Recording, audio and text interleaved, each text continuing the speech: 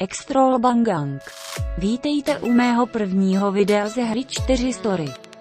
Tuhle korejskou mrtku už nikdo na české a slovenské komunitě netočí, tak jsem se rozhodl začít. Doufám, že se vám moje videa budou líbit.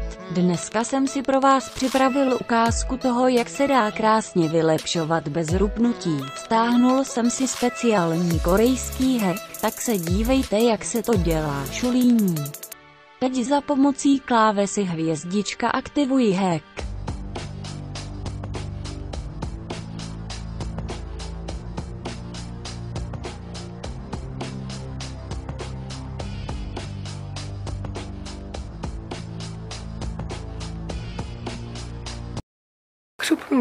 Kurvy šikmóke.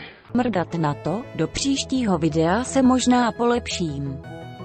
Vím, že video bylo poněkud krátké, kvalitou tak nějak na jeny se, ale pokud nejste uschlé vagíny, tak tu alespoň like necháte. Já se s vámi prozatím rozloučím. Ahoj.